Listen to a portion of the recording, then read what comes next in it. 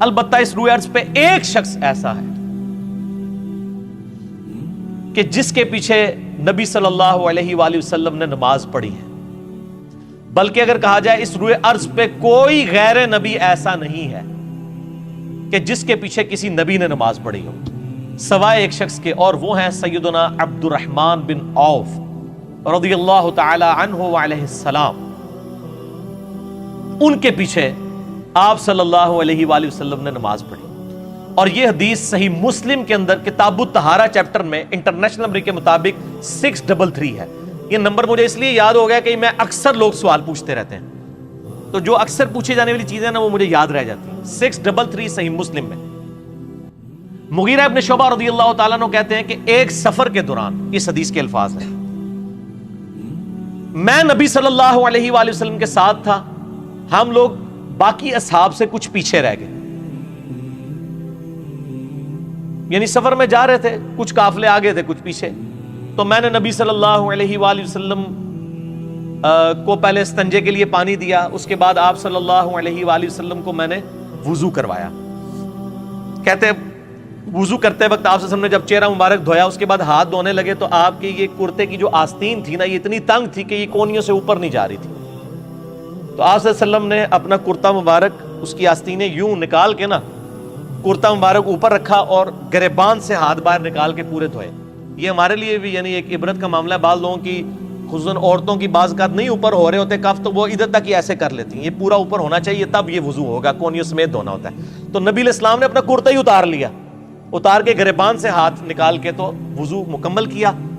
اور پگڑی آپ نے پہنی تھی تو آپ نے پگڑی نہیں اتاری بلکہ پگڑی کے اوپر ہی سر کا مسح کر لیا۔ پھر سیدنا مغیرہ ابن شعبہ کہتے ہیں کہ میں آپ صلی اللہ علیہ وسلم کے موزے اتارنے لگا، آپ نے پہنے ہوئے تھے موزے، تو کہا کہ انہوں نے فرمایا آپ صلی اللہ علیہ وآلہ وسلم نے کہ میرے موزوں کو چھوڑ دو، میں نے یہ طہارت کی حالت میں پہنے تھے، کیونکہ جب آپ ایک دفعہ وضو کر کے موزے یا جرابیں پہن لیں، مسافر 3 دن اور 3 رات تک، صحیح مسلم میں آتا ہے 639 نمبر حدیث میں کہ وہ مسح کر سکتا ہے، اور مقیم جو ہے 1 رات اور 1 دن تک۔ تو وہ کہتے ہیں کہ وہ پھر اسی پہ آپ صلی اللہ علیہ وسلم نے مسح کیا۔ پھر ہم آ کے جب قافلے سے ملے تو نماز پہلے ہی کھڑی ہو چکی تھی اور عبد الرحمن بن عوف امامت کروا رہے تھے، تو صحابہ کرام نے سبحان اللہ کہہ کے ان کو متوجہ کیا، لیکن نبی علیہ السلام نے پھر عبد الرحمن بن عوف کو بھی اشارہ فرمایا کہ وہ نماز پڑھاتے رہے۔ عبد الرحمن بن عوف نے حکم کو ادب پہ ترجیح دیتے ہوئے، جو اصلی مسئلہ بھی یہی ہے کہ حکم کو ادب پہ ترجیح دی جائے، نماز پڑھاتے رہے۔ نبی صلی اللہ علیہ وآلہ وسلم نے ان کے پیچھے نماز پڑھی، لیکن آپ صلی اللہ علیہ وآلہ وسلم کی 1 رکعت چھوٹ گئی تھی۔ جب سلام پھیرا تو آپ صلی اللہ علیہ وآلہ وسلم کھڑے ہوئے، اور مغیرہ ابن شعبہ کہتے ہیں رضی اللہ تعالیٰ عنہ میں بھی کھڑا ہوا، اور ہم نے اپنی 1 رکعت مکمل کی جو امام سے رہ گئی تھی۔ یہ واقعہ صحیح مسلم میں 633 نمبر حدیث میں موجود ہے۔ ایک واحد صحابی ہیں عبد الرحمن بن عوف جن کے پیچھے نبی صلی اللہ علیہ وآلہ وسلم نے نماز پڑھی ہے، باقی حضرت جبرائیل علیہ السلام کے پیچھے پڑھی، لیکن جبرائیل علیہ السلام بھی غیر نبی نہیں ہیں، وہ فرشتوں کے پیغمبر ہیں، وہ ایک الگ معاملہ ہے، اور وہ بھی فرشتوں کے پیغمبر ہیں، وہ غیر نبی نہیں ہیں، وہ نبی ہیں، فرشتوں کے نبی ہیں، پیغمبر ہیں۔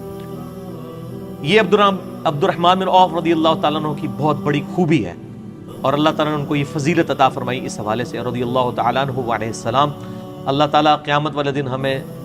آپ صلی اللہ علیہ وآلہ وسلم، آپ کے صحابہ، آپ کے اہل بیت کا ساتھ نصیب فرمائے۔